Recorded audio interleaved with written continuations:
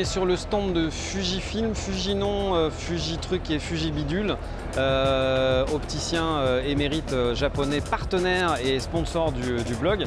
Et je me devais donc d'aller faire un petit coucou à notre ami Gilles qui va nous présenter le MK50-135. J'avais déjà parlé du 1855 qui est sorti il y a quelques semaines maintenant. J'avais fait une espèce de mini review, un objectif que j'ai trouvé vraiment super et que j'ai aimé utiliser, qui vient combler un peu une faille dans l'offre des objectifs cinéma, des petits zooms pas trop chers, mais vraiment zoom cinéma en monture E.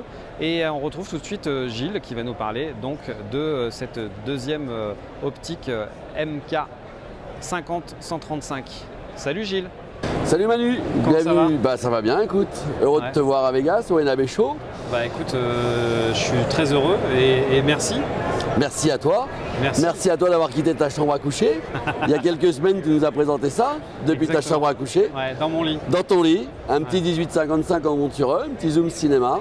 Voilà. Ouais. Et puis aujourd'hui, tu es sorti de ton lit, tu arrives à Vegas. Et paf. Et tu vois son grand frère. Voilà, son grand frère qui est le 50-135. 50-135. Bonne surprise. Alors c'est son grand frère, mais uniquement sur le papier. Uniquement sur la plage de focale. Moins d'1 kilo, exactement la même ergonomie. Voilà, j'en ai rêvé et on l'a.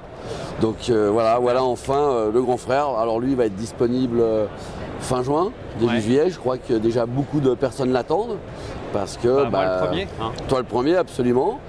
Mais toi tu vas avoir la chance de pouvoir faire des images avec avant fin juin. Cool. Et puis voilà, parce qu'aujourd'hui déjà beaucoup de loueurs ont adhéré au 1855 dans cette philosophie. Parce qu'il est en diaph constant, pas de ramping, il ouvre à T2.9 avec que des bagues de 0.8 pour mettre des follow focus, bague de rotation de 200 degrés, un petit zoom cinéma, mais en montureux. Génial. Voilà. Mais c'est vrai que c'était un produit qui manquait en fait. Voilà, ça manquait, ça n'existait pas sur le marché. Attention, c'est un vrai zoom. Le 1855 comme le 50-135, c'est un vrai zoom, c'est-à-dire que quand on part à 50, on fait le point, on va à 135, on a toujours le point. Ouais. On zoome, on dézoome, on ne perd pas la mise au point. Ouais, tirage optique. Tirage optique, bague de macro. Et puis voilà, ce qui est vraiment intéressant, c'est l'ergonomie et son poids. Voilà. Ouais.